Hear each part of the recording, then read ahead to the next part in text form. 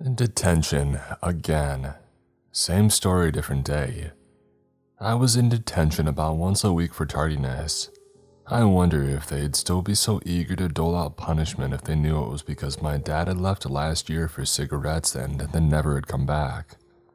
Or the fact that my mother was an alcoholic, leaving me to fend for myself and find my own way to and from school on most days. But I guess everybody had a sad story to tell. These days, misfortune was a regularity, and any blips of happiness were few and far in between. I sat quietly as the other high school students filtered in. A couple of jocks in Letterman jackets took seats in the back close to two popular girls that had never looked my way before. They cackled wildly as the flirting and jokes began. They probably didn't even notice that I existed, breathing the same oxygen in the room as them. I was more like a coat rack in the corner than a person. I pulled up my hood and tugged at the drawstrings, retreating into my shell, and just hoped for the next 2 hours to go by as quickly as possible. After another minute, the bell rang. A mass exodus of kids passed by the windows on their way to the buses out front. A couple of them stopped to point and laugh at us. Brad, one of the jocks, gave them the finger, causing them to scurry off to the parking lot. After a few more minutes of the kids in the back talking about the game on Friday, Mr. Matheson finally strolled in. He stomped to the front desk and slammed a stack of folders on its surface with a loud smack, effectively silencing the chatter. He looked at each of us. His eyes were wild and bloodshot. He looked rather disheveled, not like his normal put-together self. Mr. Matheson was the 11th grade history teacher. He was ex-military and typically very no-nonsense and straight to business.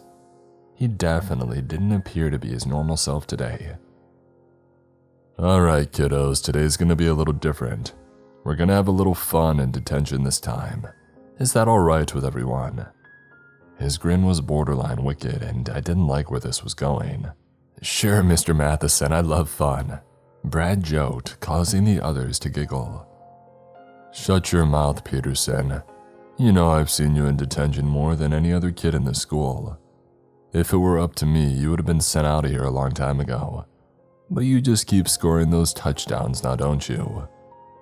The teacher beamed a dry erase marker right at Brad, which he caught just before it struck his face.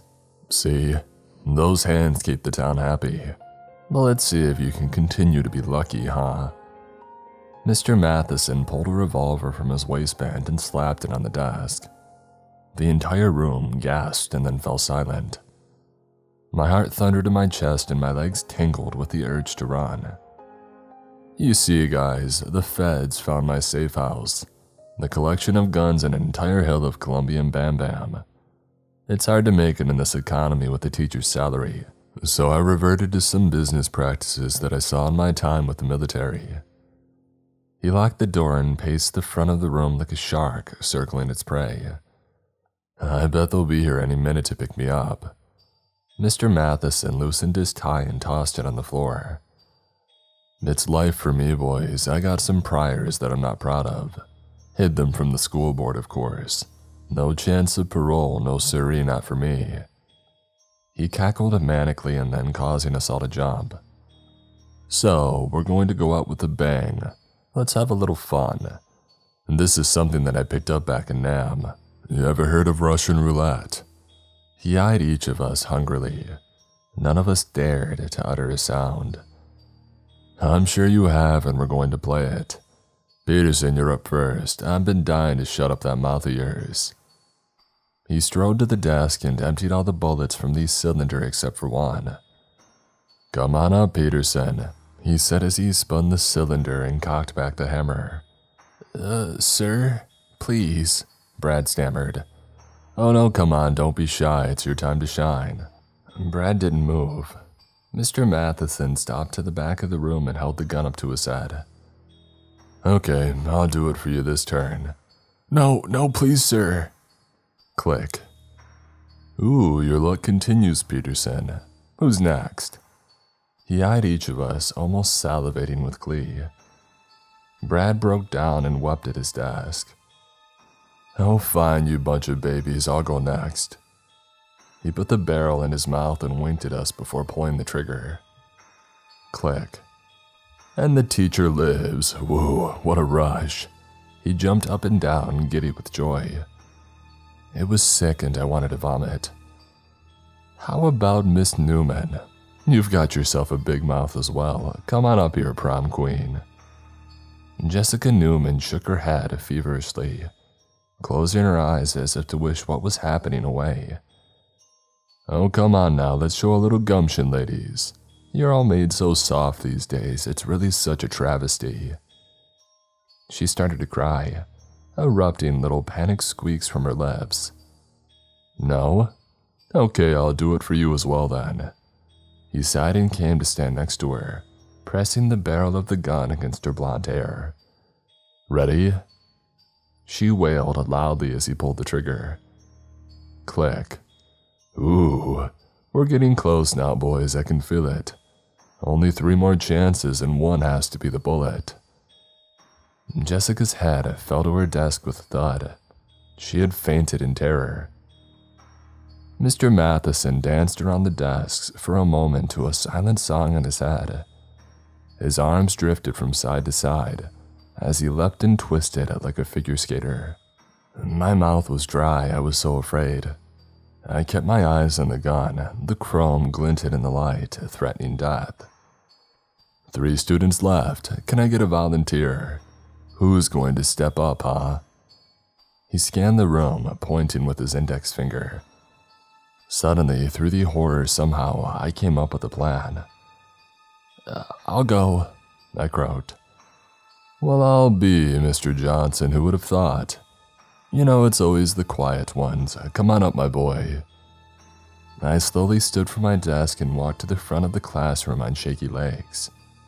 The room spun as bile rose in my throat. I forced it down and came to face the deranged teacher. "I'm proud of you, son." He slapped my shoulder heartily and shoved the revolver into my hand. The cold steel felt alien in my grip. It felt wrong and I hated it. "Go ahead." He ushered me eagerly. I cocked back the hammer and brought it to my mouth. The barrel tasted like pennies against my tongue. Mr. Matheson nodded his head, urging me to pull the trigger as a twisted smile curled across his face. I put my finger on the trigger, but at the last second enacted my plan. I pulled the gun from my mouth and pointed it right between his eyes. He didn't have time to react before I fired. A deafening bang filled my ears as smoke and gunpowder stung my eyes. Mr. Matheson dropped to the floor in a heap as other students screamed. His forehead had been canoed from the impact of the round. Brain matter and blood had trickled down the chalkboard behind where he had stood just a moment ago. I dropped the gun and fell to my knees. I was too numb to cry, but I wanted to. Brad made a dash for the door, but just before he got there, men in body armor had crashed through it. An entire team in black with FBI patches swarmed the room. A man in a suit approached me and went to one knee, placing an arm on my shoulder. "It's all right, son, you're safe now." I broke down and wept in his arms as he helped me to an ambulance outside. We all gave our accounts to the authorities. It was all over the news for a week. We had been excused from the rest of the school year, allowed to do our homework and testing remotely from home. The parents sued the schools for negligence in the background check that they performed on Mr. Matheson and won a huge settlement. Jessica moved to another state, and Brad was never heard from again.